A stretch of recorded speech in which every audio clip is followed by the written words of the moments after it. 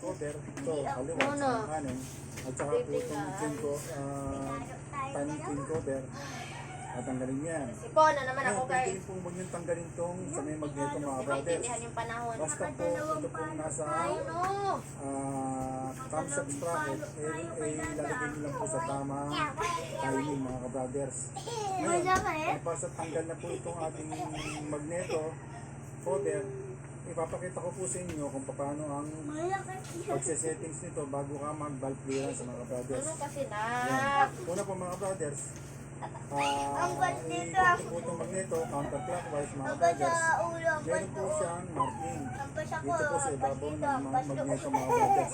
Bago po mapagkit sa control na to, meron po siyang marking. Dalawa po ang marking niyan mga brothers.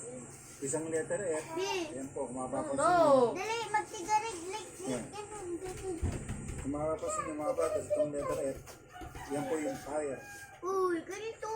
Ito naman po T, yan po yung top mga brothers. Ngayon, bago kayo mag-adjust ng valve clearance, kailangan po itong letter T, tatapag nyo po dito sa timing mark na ito mga brothers. Yan, ganyan po mga brothers. Ayan. Yan.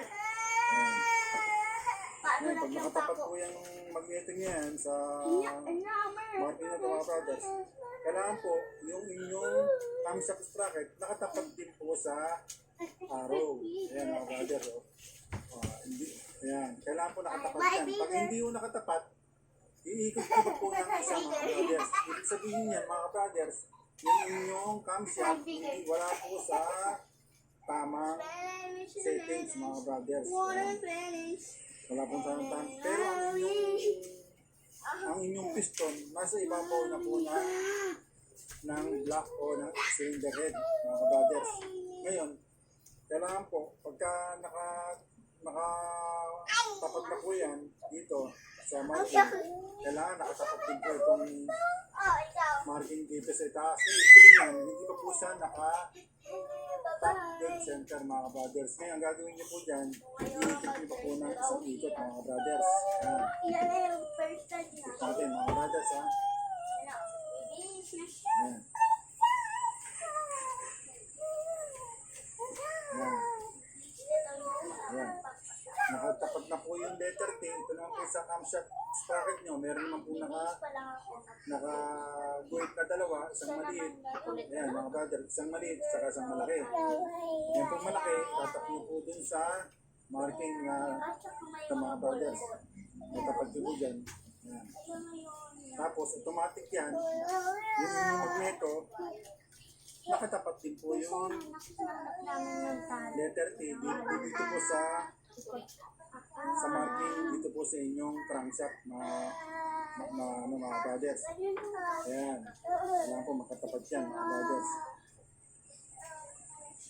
Ngayon, dyan na po kayo magsisimulang mag-adjust ng valve clearance. Ngayon, ito double check nyo po mga brothers pagka nakaganyan kasi po kailangan dyan yung inyong tapet mga brothers. Ito yung tapet na ito mga brothers. Yung valve clearance nyo. Kailangan meron siyang play mga brothers. May play. Ngayon, dyan po kayo magsisimulang mag-adjust ng inyong valve clearance mga brothers. Yan mga brothers, simulan natin. Nakatapat na po sa ating mga marking, yung ating camshaft sprocket. Ayan ang marking, nakatapat na. Tapos yung sa magneto, naka-center na rin po. Ngayon, dyan po kayo magsisimulang mag-adjust ng valve clearance. Ngayon, dito po sa ating exhaust, simulan natin. Ang tamang valve clearance po dyan mga brothers, 0.10 mga brothers. Ayan, 0.10 mm mga brothers. Ang katumbas po sa feeder gauge natin, ito pong 0.004 mga brothers. Ayan. Kailangan po, nasa tamang sang clearance. Hindi po siya masikip. Kailangan po, pag swabe lang mga brothers. Meron talaga ako ngayong Ayan, maano swabe ba? lang, mga brothers. Hindi siya masikip. Halika! Ayan o. Ngayon na po mga brothers. Huwag yung sisikipan. Pag masikip po, bali wala po yun. Kasi wala po sa amin. Dapat po nasa tamang-tama lang yan. Ganyan po. 0.004 mga brothers. Yan. Base nila mo. So, ang katumbas po niyan, 0.004